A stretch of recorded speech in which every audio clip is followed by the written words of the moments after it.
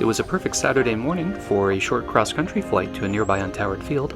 Join me for a quick update on my road to private pilot and also a tool that I've started using for 3D visualizations of my flights that you too can use for Microsoft Flight Simulator.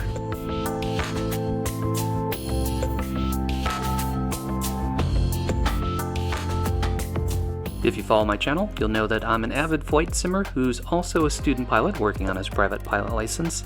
I don't have cameras in the cockpit, although I do record my cockpit audio for debrief purposes. However, this flight was just beautiful. The scenery was incredible, and at one point my flight instructor took some videos and photographs, including this photo of me flying here, that you'll get to see during this video update. The 3D visualization tool that I mentioned for debriefing is called Cloud Ahoy. You can upload your flight track data into it, and it will create these very intricate visualizations of your flight track. So here I've got the sectional turned on. This was a flight where we had comms issue and I needed to turn before entering the airspace. You can see the airspace right there. And now if I switch to satellite view, you can see how it looked to me in the aircraft. So visually, I made that turn based on where that island was, because I know the midpoint of the island is where the airspace starts. But I was able to overlay the sectional and see how we did. So it shows you all sorts of data. You can zoom right in on your landings, see how your approach looks, get right down to the runway if you want to for each landing. So if you're doing pattern work, you can see how your pattern looks visually and get just the minute details coming out of it. I always log my flights with ForeFlight and look at the flight track, which is in 2D. I've been exporting it from ForeFlight to Google Earth. You can export it as a KML file and see a visualization of the flight track itself, but you can't see the airplane data like you can here in Cloud Ahoy. And as I mentioned, it's not just for real-world flying. So you can also import or connect flight simulators to Cloud Ahoy the same way that you can connect flight simulators to ForeFlight and then log the data as if it's an actual flight. X-Plane works natively, but for Microsoft Flight Simulator, you'll need the free Flight Events app. I'll put the link in the video details so that you can download it, and that'll enable your connection.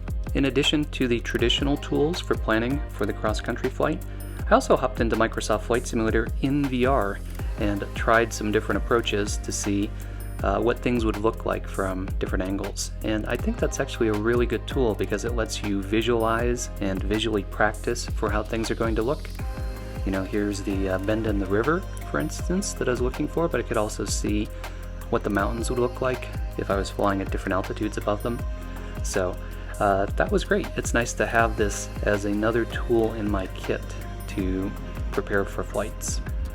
I record my cockpit audio with a cheap $20 splitter that runs off of my headset directly into my iPhone, and I always listen to my flights afterwards, sort of as a podcast when I head back to work, because there's a lot of things the instructor says that I may not pick up, because you're in the thick of it when you're in the flight lesson, that listening to them after you've had a chance to digest it helps out a lot. The very cool thing about Cloud Ahoy visualizations is that you can sync in-cockpit audio and video right up with the 3D visualization, so you'll have a complete recreation of your flight where you can listen to what you are saying as you see the 3D visualization of what was happening, which is just an awesome debrief tool.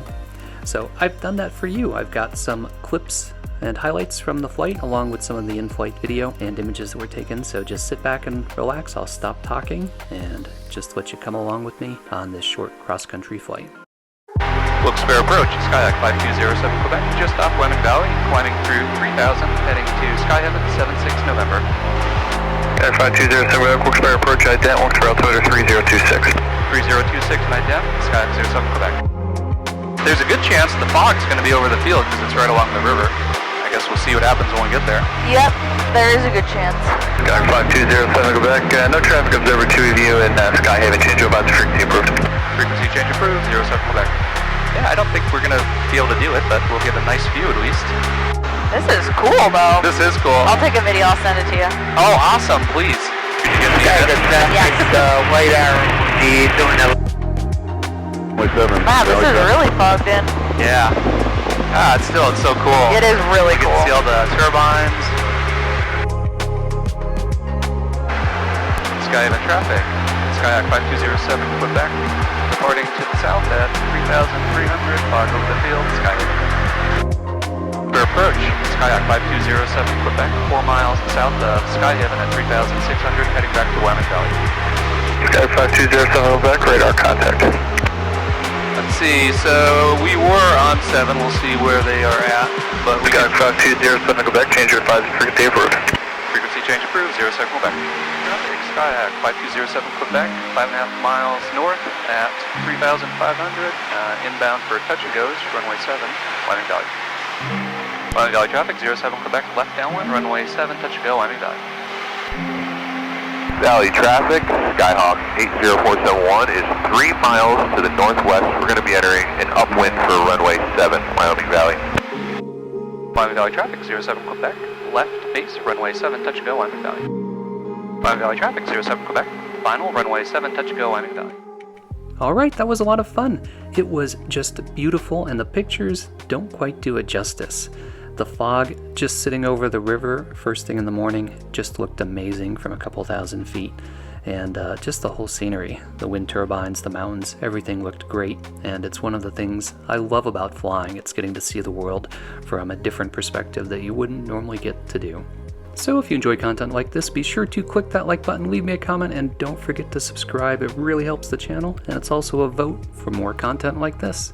So thanks, as always, for flying along with me, and stay tuned for further flight adventures.